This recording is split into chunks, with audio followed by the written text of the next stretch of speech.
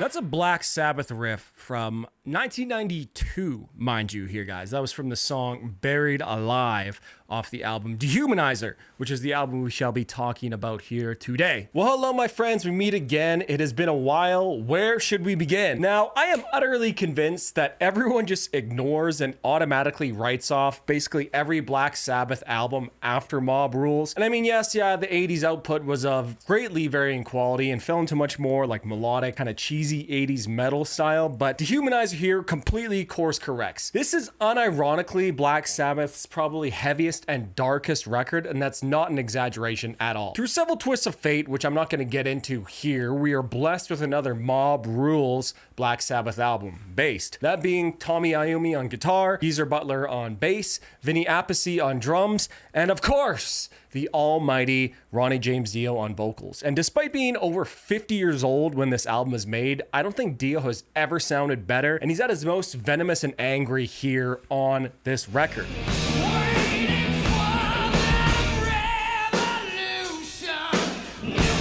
Now, Computer Guard starts out the album, and right away, Vinny Appice makes his triumphant return as he begins the album with this like thunderous playing, this groove, and it's just absolutely cavernous sounding, his drums. The drums in this album are right in that perfect kind of sweet spot right after the 80s, you know, huge gated reverb sound was fading away.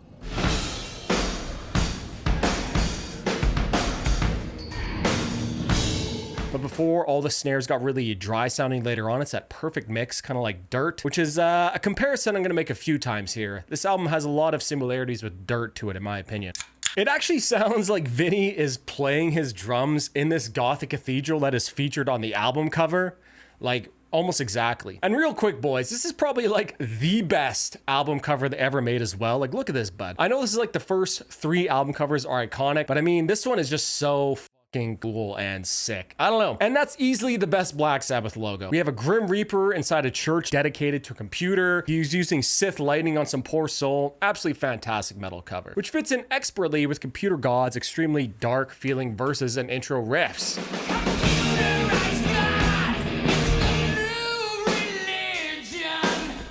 And one thing about this album, which I always find to be very, very enjoyable, is that it's not only super dark feeling throughout the whole song. The band usually moves back to a much more melodic feeling chorus or bridge. Not only does this make the song sort of easier to digest and have great replayability, but also makes the heavier sections sound even heavier.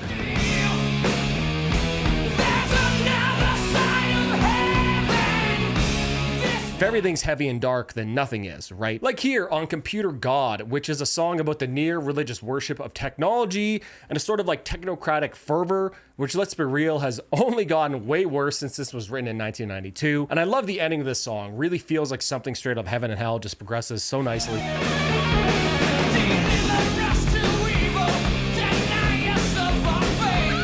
Absolute banger. All right, bud. So After All the Dead is the next track.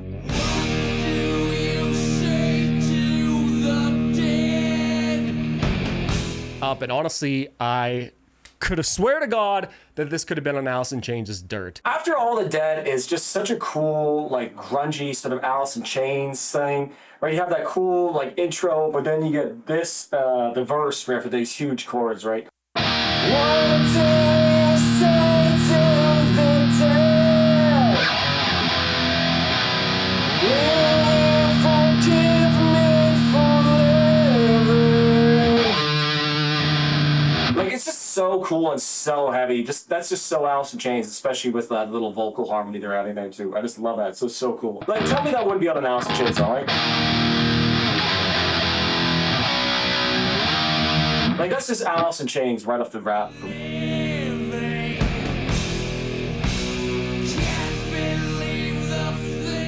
And then this song also has another really, really cool sort of Alice in Chains-y riff too. It goes like this. It's so cool.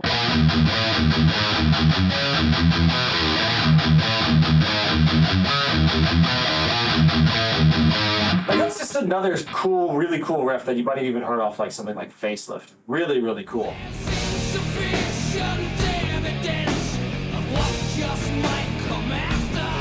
Which I think Dehumanizer came out about 3 months before Dirt, but I mean, listen to this. You could easily hear Lane singing this.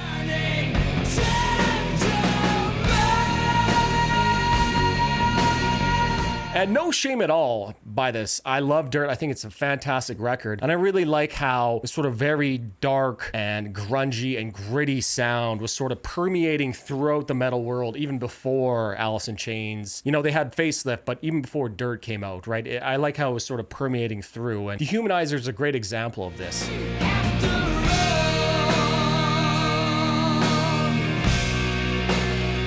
So this is just like a really heavy, dark, and grungy song. Dio absolutely hard carries in the song here. It's just so doomy and menacing, and those harmonies which he sings are just so good. I love the chorus here. The guitars and bass together with the huge drum sounds just make this such a chunky and thick sounding album. Cool lyrics on the song here as well.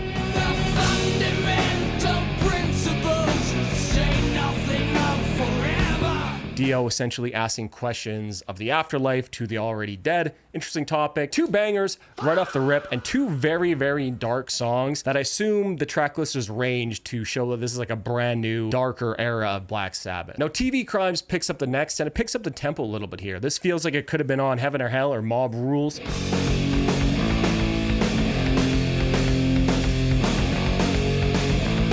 Really great song with a real grand momentum to it. A lot of it because of Geezer Butler's fingers. The bass on this album is just momentous and charging is the best way I can put it here. Just a lot of energy in his bass playing.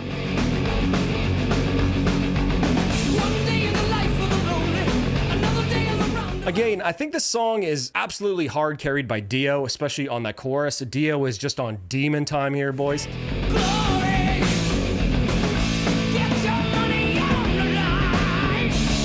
This song is just like a not-so-subtle jab at televangelists, essentially charlatans using faith and guilt to pressure into people donating for their own salvation. Truly heinous and disgusting perversion of Christianity, truly gormless. And I must say, it's probably one of the better lyrical songs of the album here. Again, with that chorus in particular being a real strong point. Holy Father, Holy Ghost, who's the one who pays the most? Rock the cradle, don't you... Quote, Holy Father, Holy Ghost, who's the one who pays the most? Rock the cradle, don't you cry, buy another lullaby. Jack is nimble, Jack is quick. Pick your pocket, turn a trick, slow and steady, he's got the time to commit another TV crime. End quote. Great use of old English nursery rhymes here. Probably the least cringe example I've ever heard in a metal song. And just the way Dio's cadence is there, it just feels so pounding and momentum and relentless. I just love it. Holy Father, Holy Ghost, who's the one who pays the most? Rock the cradle, don't you... Great track here, another banger. That makes 3 in a row now here, boys. Letters from Earth rounds up side 1 here. Another shorter song. Well, it's a cold world, and I'm in the middle, caught in the envy. Not my favorite on this record, but the song certainly has some great riffage. You know, especially in that verse, and the one riff in that bridge is just utterly fantastic. Come on, it's another game, but you gotta play on, 'cause this... The lyric concept here is pretty interesting as well. Dio is singing about writing letters to God, about all the crazy shit, fucked up shit happening down here, all the madness, all the evil. And of course, I think a letter from Earth is sort of like a metaphorical prayer, but it's just a much more poetic way to say that. Not a banger status, but still solid and enjoyable nonetheless. Master Insanity to me is like an easy top 5 Black Sabbath song here. Just incredible on all forms.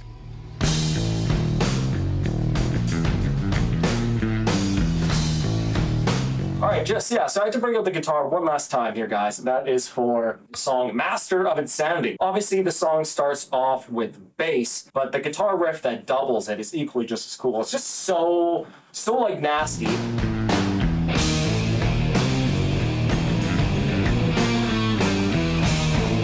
If you sped this up, it really sounds like it could have been like a Necrophagus riff. It's just so good. Fuck.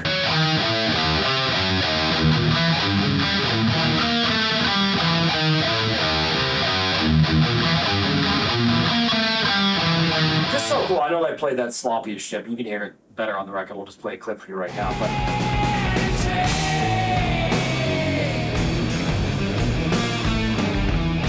just so cool. Like, what even are we playing here? It's just like, and then these chords just. Oh man, it's just so nasty, bro. Those like diminished chords, half diminished chords, whatever you want to call them there. Just so nasty. Then yeah, to finish off like. And I love that it's just doubled on the bass and they bring it back later. It's so cool. But this song is like filled with just sick riff.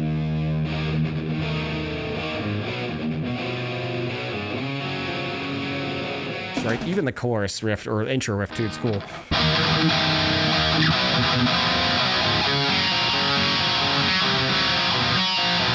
I just love the chords that he plays. It's like, I mean, like, listen to these chords.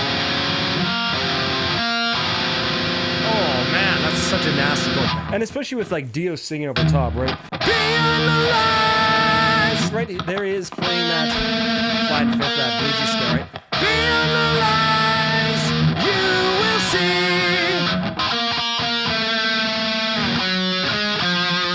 Oh, just such a nasty riff, especially on the you will see. And I love how in this like arpeggiated thing, right? It's such a cool like. I love so if I just play like the basic notes that's going on right there. Beyond the lies, you will see the master of insanity. And so it's pretty cool. Like as it's playing, it's sort of descending chromatically into madness alongside Dio singing the master of insanity, right? Behind the lies, you will see the master of insanity. Behind the lies, you will see the master of insanity. Ah, just so nasty. I love this song so much, right? And then they bring back that intro riff later. Just so cool, so cool.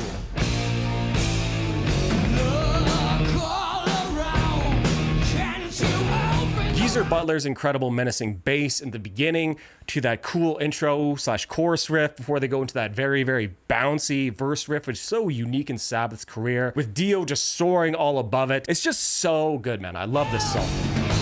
Your freedom is gone. He's taking everything. Now, there are demos of the song floating around, and it is one of those times where the demos, it was pretty good, but it seemed like every decision the band made after the demo regarding, you know, tempo, arrangement, chords, and drumming just made it better in every single way. I'll leave a link to it down in the description, but seriously, the Dio version is just better in every way. This was a song from the Geezer Butler Band from beforehand, and I know is there some drama over writing credits for the song, but I'm not going to get into that. But regardless, this is essentially like the perfect Sabbath song to me. Heavy and dark and melodic with just a touch of blues to it. Easily the best track on this album, and like I said, right up there with like the best Sabbath songs of all time. What a fucking banger, bud. This is just such a good song. Easily one of my favorites. Even like one of my favorite metal songs of all time, man. That intro bass, oh man, just so good. Now, Time Machine is up next, and this song is driven by Geezer Butler's incredible bass playing, just carrying the momentum throughout the song.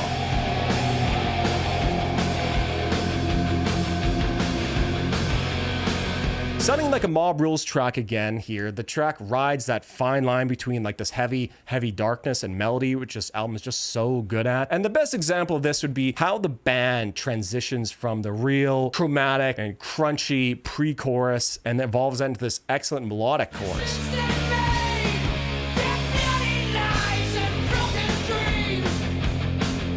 Just absolutely fantastic stuff here. And Tommy Iommi gives a really great solo here as well over top of Geezer's rumbling bass. Dio, again, as always, gives us another really, really great performance.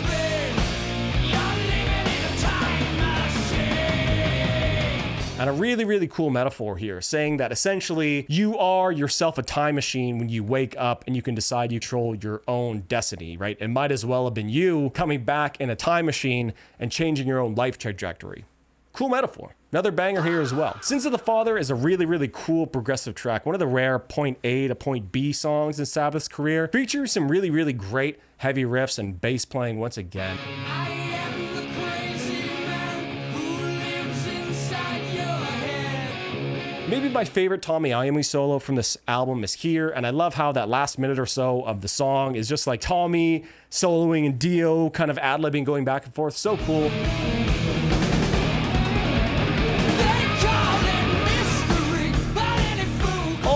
Not my favorite track here though, but a real foot stomper with some great riffs. However, the next song, Too Late, makes up for any shortcomings of the previous here.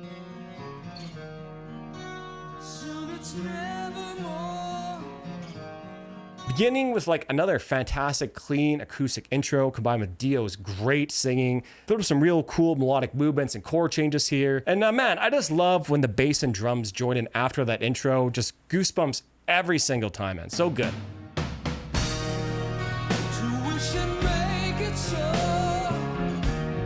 This is just another song which Dio absolutely shines in, common theme here. And his voice is just filled with so much like rasp and grit here that it almost verges on harsh vocals, honestly.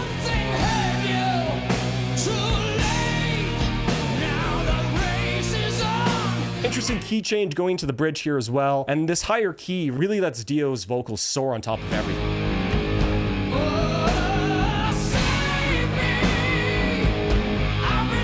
Fantastic chorus here again, and it managed to balance that fine line of darkness and beauty ever so well. Another common theme here. But yeah, another absolute banger here, Love Too Late. Now, I is the penultimate song here, and man, this song also rips.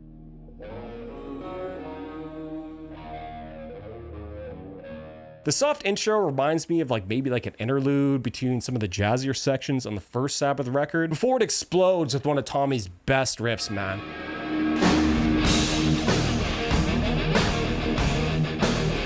This song only gets better and better as Dio's singing and vocal cadence here is so excellent. He sounds so commanding and daunting. Just absolute vocal mastery here by Dio.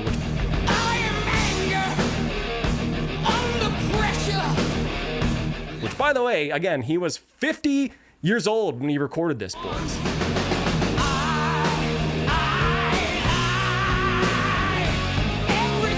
A much more shreddy solo than we are usually treated to brings us back to a verse with one of maybe Dio's best ever lines. Utterly fantastic here, and I love how they bring back again the intro into the bridge. It is right up there with Master Insanity, one of the best songs in this album, very bass. Now the last song here is Buried Alive, and I played that opening riff for you guys at the beginning.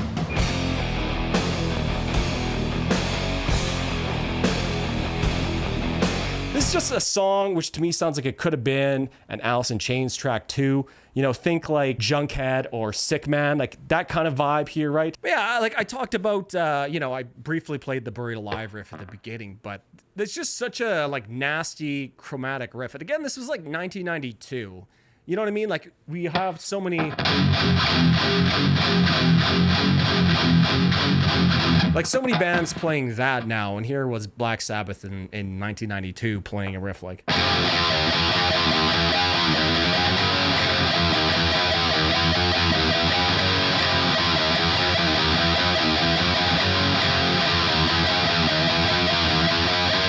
Yeah, it's just so cool. There are just so many unbelievably sick riffs on this album. It's just so fucking good!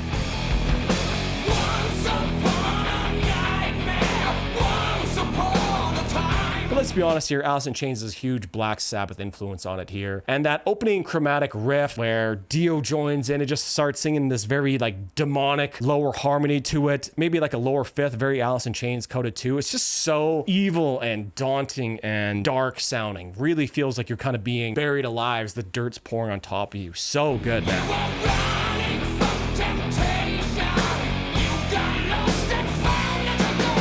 And similar to the other songs here, the darkness is then broken up by some excellent melody, namely in the chorus, which I absolutely love here as well.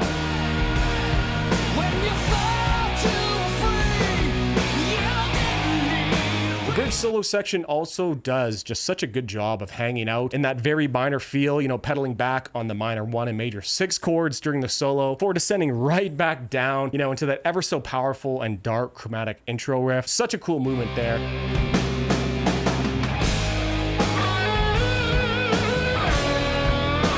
Just another example of the dark beauty of this album. Devo vibes with that ever so faint bit of hope as well. Just another banger to end this on. All in all, maybe easily my favorite Sabbath album. If you guys ever listened to it, leave your thoughts down below. Cheers.